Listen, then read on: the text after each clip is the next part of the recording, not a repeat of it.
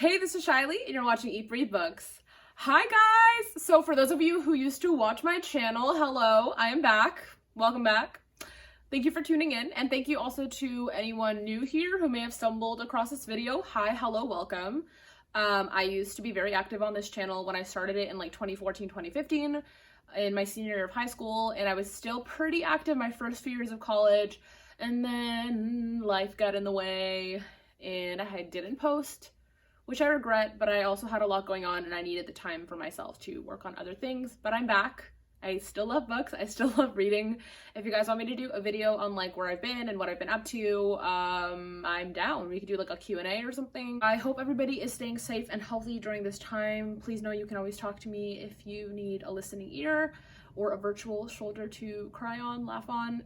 And without further ado, let's get started with this collective book haul. So if you ever watched my channel before, you'll know that I'm a huge fan of Colleen Hoover.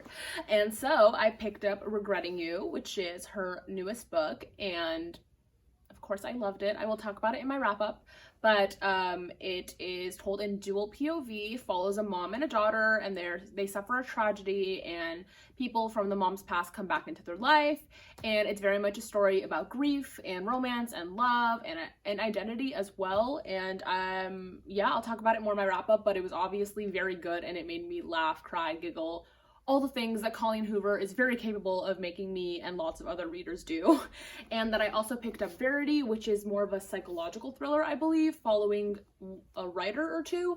I don't really want to know what it's about since it's like a darker book and I like keeping that mystery like when I'm diving in. But I'm super excited to read this because it's different for her. It's like more dark, and well, she writes a lot of dark stuff in a lot of her work, but this is supposed to be like super dark. So I am looking forward to diving in. I did something crazy. Yes, I bought something nonfiction. I know. This is called Big Magic. It's written by Elizabeth Gilbert, who is the author of Eat, Pray, Love, and it is about creative living beyond fear, which is something that a lot of creatives like myself, I'm a writer, a lot of us experience fear.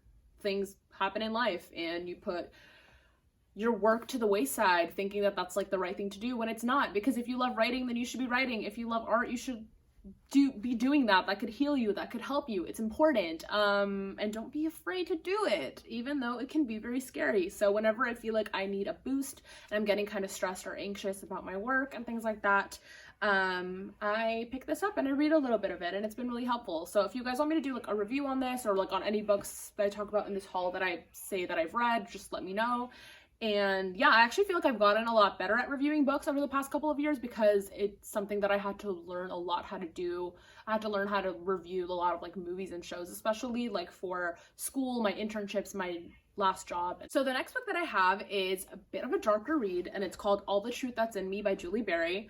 I believe this book was super popular a couple years back, especially on BookTube.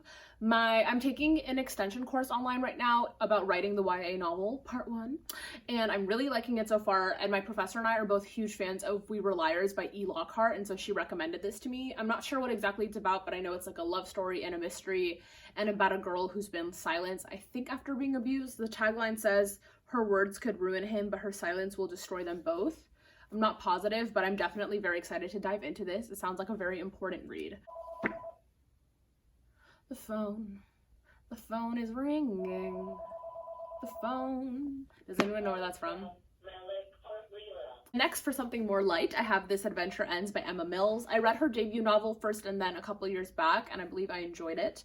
I don't remember too much about it though, unfortunately. But this book, I actually already read this, so I'll talk about it more in my wrap-up, but it follows a girl and her family who moved to a different town for her senior year of high school and beyond. And yeah, it follows the girl during her senior year. She's never been really good at forming like close relationships with friends. So it's about her making best friends and falling in love, and she has a really close relationship with her dad, who's a very popular writer who reminded me of like a Nicholas Sparks type, and he starts falling in love with fan fiction, which is really interesting. And Emma Mills has got like a very, very unique voice, which I appreciated. But yeah, I'll talk about it more in my wrap-up. And then I also picked up another book by Emma Mills called Foolish Hearts, which I'm reading right now, and it's about a girl who witnesses a breakup between two of the most popular girls at her school. Like, one of the girls in the relationship is really mean, and one of them is like super nice, and then the protagonist and the mean girl like accidentally start becoming friends because they're both forced to be in a like participate in the school play after like completely messing up on an assignment they were supposed to do together, and they're performing Midsummer Night's Dream, which actually is like one of the only Shakespeare plays I didn't study in college. And yeah, it's fun so far. It's about like friendship and romance and all that good stuff. Next, I have Lips Touched 3 Times by Laini Taylor. This is, I believe, a collection of short stories about girls and goblins.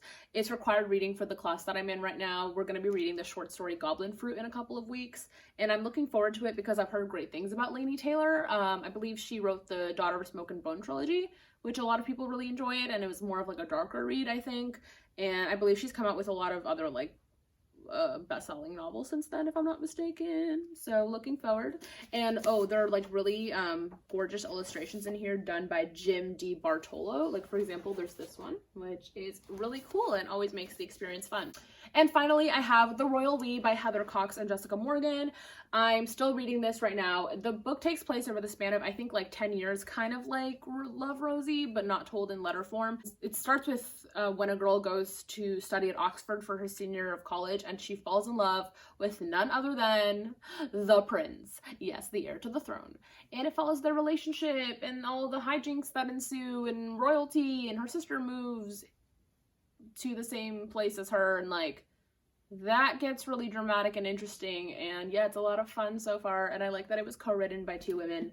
So I will share my thoughts on this whenever I'm done. Okay, that's it for the haul. Thank you guys so much for watching. It was so much fun to record another video. Please subscribe, like, comment, let me know what you're reading right now. I'd love to hear, and I'll talk to you guys soon. Bye.